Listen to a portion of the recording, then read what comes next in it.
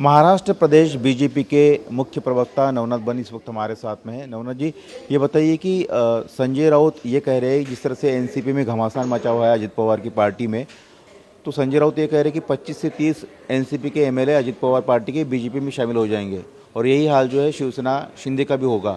आपने पहले शिवसेना तोड़ी, फिर आपने एनसीपी तोड़ी, अब आप अजित पवार की पार्टी की भी दो फाड़ करेंगे और शिवसेना भी दो फाड़ करेंगे। महाराष्ट्र में भोंदू बाबा खरात का दुकान बंद होने के बाद संजू बाबा राउत ने नया दुकान खोला है भविष्य बताने का। ये ऐसी भविष्यवाणी करते रहेंगे। उनके पार्टी के खुद 40 विधायक उनके नाक के नीचे से जब 3-4 साल पहले चले गए तो उनको पता नहीं चला। अब ये भविष्यवाणी कर रहे। एनसीपी का सवाल हो या शिवसेना का सवाल हो, वो दोनों अपनी पार्टी सक्षम है। उनके नेता, उनके कार्यकर्ता, उनके विधायक उनके पार्टी में ही रहेंगे। संजय राउत ने खुद अपने विधायकों को देखना चाहिए, अपने खासदारों को देखना चाहिए और खुद संजय राउत भी कुछ दिनों में उभाटा गुट छोड़ के कांग्रेस में चले जाएंगे। एक लिख के ले लो।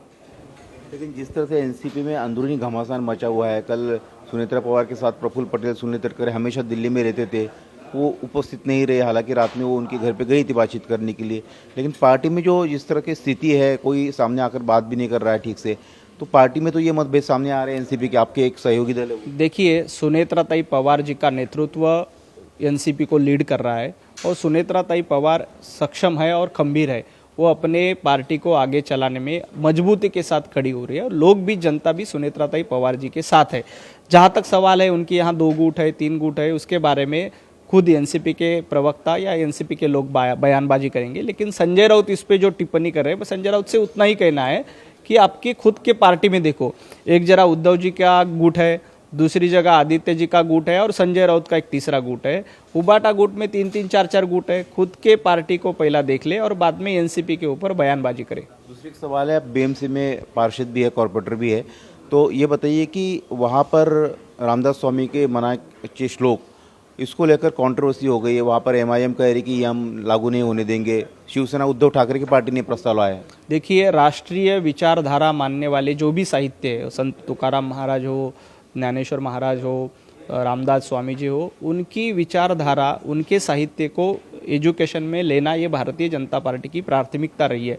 जो भी राष्ट्रीय विचारधारा को रखते हैं, ऐसे सभी साहित्य को शिक्षा में लाना चाहिए। लेकिन एमआईएम का क्या मांग है? मुगलों का इतिहास सिखाना चाहिए क्या? वो कह रहे संविधान, अफजल खान का इतिहास सिखा, संविधान सिखा ही रहे हम। मुगलों का इतिहास सिखाना है आपको, औरंगजेब का इतिहास सिखाना है, अफजल खान का इतिहास, ये नहीं चलेगा।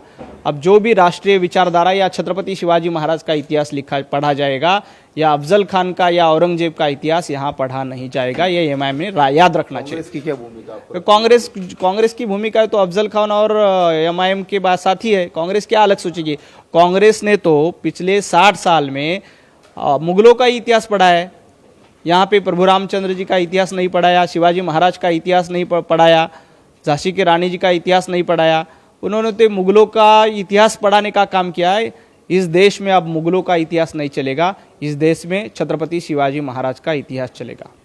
मुझसे बात करने के लिए बहुत बहुत धन्यवाद। तो ये थे नवनाथ बन, पार्टी के मुख्य प्रवक्ता है महाराष्ट्र के, जो कह रहे हैं कि संजय राउत जो है अपनी पार्टी की चिंता करे, वह एनसीपी और शिवसेना शिंदे गुट की चिंता करना छोड़ दे। कैमरामैन मिलिंद सालवी के साथ सचिन चौधरी, इंडिया टीवी, मुंबई।